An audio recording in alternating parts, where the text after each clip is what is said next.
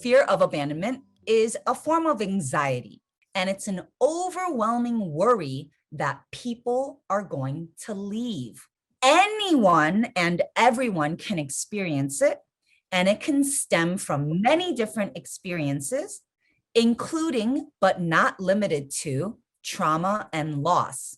It can start at any age. You may not have experienced it until maybe your very, very first boyfriend cheated on you at 22 years old. It may never have really necessarily been a thing until your best friend decided that they didn't want to be friends with you anymore at age 17 or 7 or 37. Just know that it can literally start at any age, and it is not just limited to trauma and loss. It is one of the most common and damaging fears of all.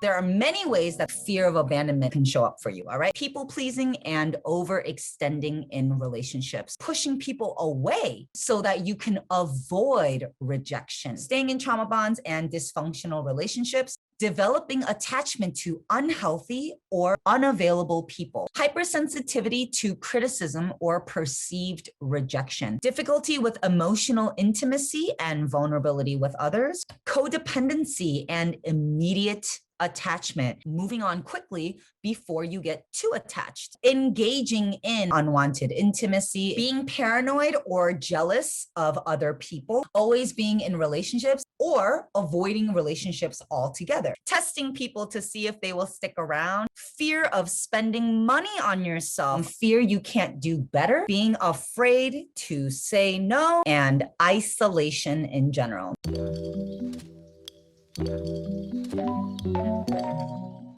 Why do we end up getting a fear of abandonment in the first place? Where does this all come from? You were denied dependency needs, or they were taken away from you. Your parents' caretakers or authority figures were inconsistently there. Your parents' caretakers or authority figures didn't defend you, or they didn't protect you. Your parents' caretakers or authority figures threatened to leave, or they actually left. You experienced a significant death or a prolonged illness of a loved one. You got in trouble for crying, or you were told that you were being dramatic or being too much. Your parents didn't talk to you or ask about things that bothered you. Your family moved often and changed schools often. You were embarrassed, mocked, and ridiculed by parents. You were emotionally starved growing up.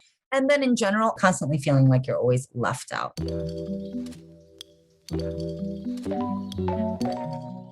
How to overcome fear of abandonment? You gotta have compassion for yourself. Think about it. The opposite of having compassion for yourself would be abandoning yourself. Release these harsh judgments. With that said, you gotta do the work. When you do the work, it increases self-love.